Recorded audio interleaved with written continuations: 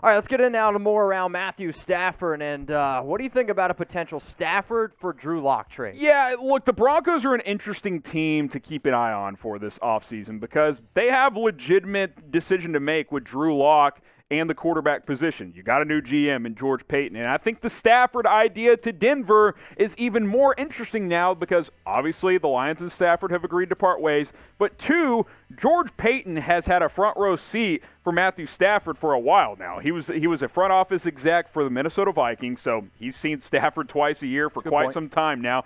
Vic Fangio was a DC in Chicago, saw Matthew Stafford quite a bit when he was the DC of the Bears when Stafford was in Detroit. He's a quarterback that I think the Broncos will have interest in. I don't think they'll explore all of these guys that have hit the market, for sure. But Stafford's a guy they know. That's a guy that they've seen quite a bit, and I think that it's kind of the best of both worlds where you don't have to crazily overpay for one of these franchise guys, and you're still getting a guy who's reasonably young. Like, Stafford's not Matt Ryan or Aaron Rodgers where he's 36, 37, 38 years old. He's 32. Like, he can play for a high level for another 5 or 6 years.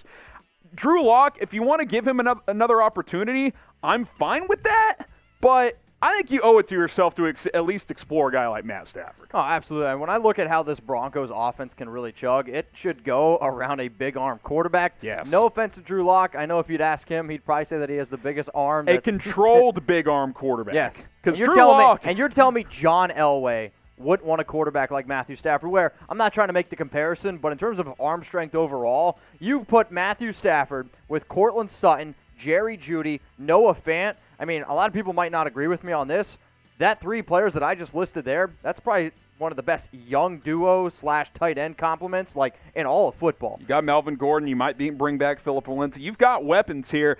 And look, I'll say this. Producer Sam is in charge of our Broncos channel, chatsports.com/Broncos TV. He's team give Drew Lock another year, but I think even he would be intrigued by the idea of adding a guy like Matthew Stafford because, like you said, the weapons are there. You can win. You can score points with what they have offensively, and you continue to look at the AFC West. How do you keep up with Mahomes and with Herbert?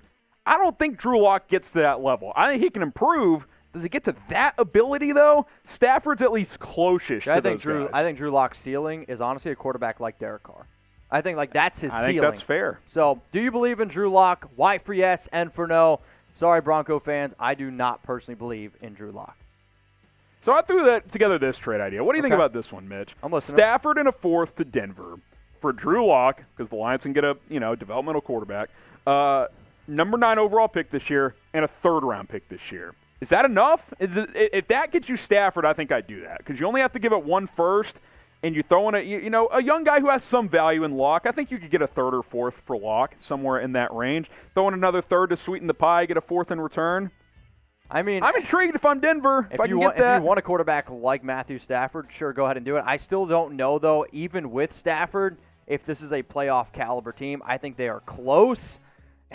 Honestly, man, if I'm Denver, I'm probably going to try to maybe keep my draft picks and try to continue to build. But it is definitely intriguing. Maybe you do roll another year with Drew Lock because he hasn't had a full year with some of these other options. But in terms of overall value, yes, I totally agree with everything you just put there.